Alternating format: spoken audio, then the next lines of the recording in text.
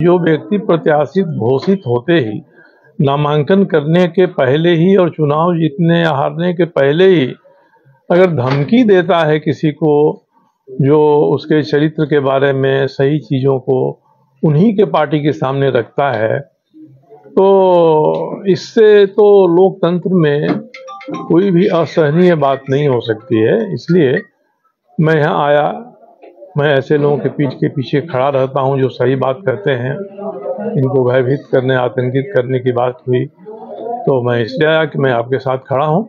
मेरी ज़रूरत जहाँ पड़ेगी मैं धनबाद का इस तरह का आतंक खत्म करूंगा। नमस्कार, सोशल संवाद में स्वागत है। मैं शशि भूषण। लोकसभा चुनाव का समय जस जस नजदीक आ रहा है, उस तरीके से दल बदल का खेल जारी है। समीकरण बड़ा बन रहा है और बिगड़ रहा है। झारखंड की बात करें तो सबसे ज्यादा कंट्रोवर्सी धनबाद लोकसभा सीट पर हो रही है।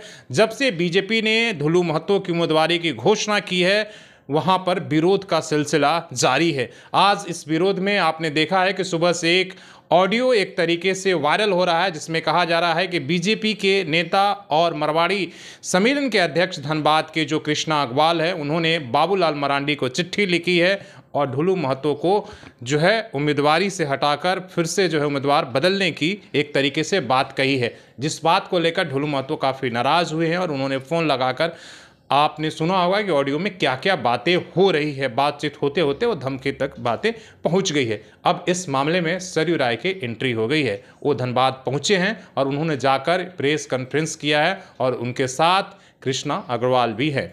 तो उन्होंने कहा है कि देखिए, जहां भी इस तरह की बात आती है, जहां डराने और धमकाने की बात आती है, वहां हम जरूर उस व्यक्ति के साथ खड़े होते हैं जो सही आवाज़ उठाता है, और ये आवाज़ पूरी धनबाद के लोकसभा कुल जनता की है। अब इस पर चर्चा ये है कि आखिर उनकी क्या दिलचस्पी है। आप शुरू से ही देख रहे हैं कि धनबाद लोकसभा को लेकर उनकी उम्मीदवारी का नाम का चर्चा होते रहा, और अभी भी इस बल से एक तरीके से जब से आज वहाँ पर गए हैं, उन्होंने प्रेस कॉन्फ्रेंस किया है, तो कई तरह के कयास लगाए जा रहे हैं। हालांकि अभी महागठबंधन ने उम्मीदवार अपनी घोषणा नहीं किया है, इसलिए कि महागठबंधन के उम्मीदवारों की घोषणा, जो उम्मीदवारी है उसकी घोषणा पर बहुत कुछ डिपेंड करेगा कि वहाँ का समीकरण क्या है और किस तरीके का रहता है। लेकिन सबसे ज़्यादा नाम जो 5 बार के सांसद और बीजेपी के नेता जो है रविंद्र पांडे हैं, उनकी उम्मीदवारी की चर्चा है कि वो कांग्रेस ज्वाइन करके और वहाँ से जो है ढुलू महतो के खिलाफ चुनाव लड़ सकते हैं। लेकिन सरयू राय की एंट्री से आप समझिए कि त्रिकोणीय एक तरीके से वहाँ पर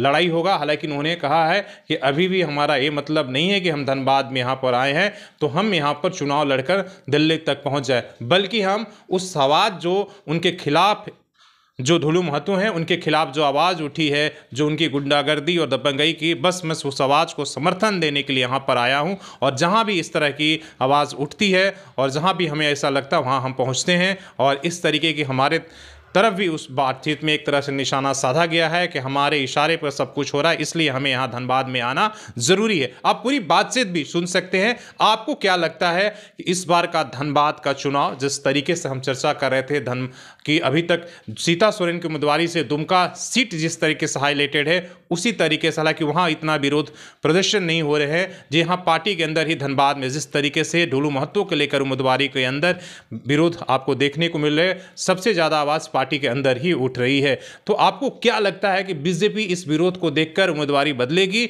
या ढुलू महतो के साथ खड़ी रहेगी? ये भी सबसे बड़ा सवाल है। और सरयू राय के एंट्री से को लेकर धनबाद की जो लड़ाई क्या कहता है, क्या कुछ रोचक होगा? आपका क्या आकलन है, आप कमेंट करके बता सकते हैं। धन्यवाद।